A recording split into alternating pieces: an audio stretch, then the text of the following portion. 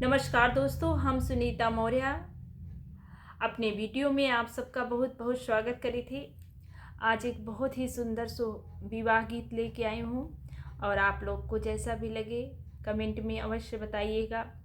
एक बेटी के लिए उसके मायके के निमंत्रण से बढ़कर और कुछ नहीं होता और मायके से चाहे जो भी आए, बेटी बड़े आदर भाव से उसे बिठाती है।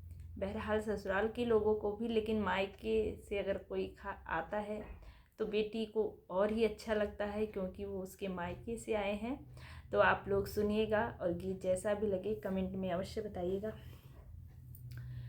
पुरबाई देशवा से आवई पंडितवा, लिहले हरदिया के गाठ जी। पुरबाई देशवा से आवई पंडितवा, लिहले हरदिया के गाठ जी। बैठौ ना मोरे पंडित चंदन पीढ़ैया, कहियो नैहर कुशलाई जी।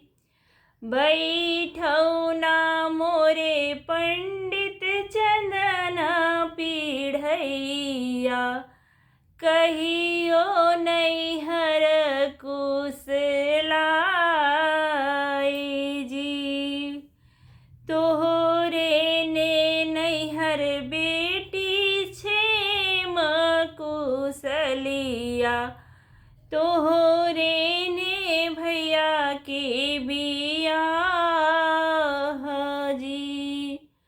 तोहरे ने नैहर बेटी क्षेम कुशलिया, तोहरे ने भैया के बियाह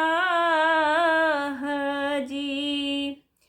मचिया ही बैठी है सासु बढ़ैतीन, सुना सासु अरज हमार जी।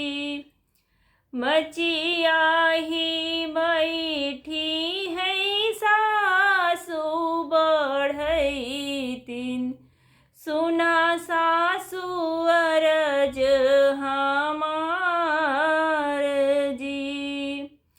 देऊ ना मोरी सासु आपन झिनी रे सड़िया, भैया नेवते हम जाब जी। देऊ ना मोरी सासु अपन झिनी सड़िया, भैया नेवते हम जाब जी। हमारी निसड़िया बहु धरी जे पेटिया, पहिर ओढ़ी नैहर जाऊं जी। हमारी निसड़िया बहुअर धारी जे पेटिया, पहिरी ओढ़ी नेवते जाऊं जी। बाबा के आंगनवा एक लवंगा के पेड़वा, छन अछन बिछन गई डार जी।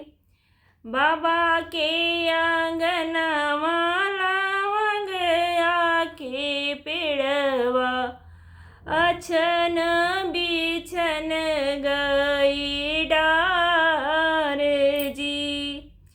डरिया में बाझी झिनी रे सड़िया, सासू का कैसे देव जवाब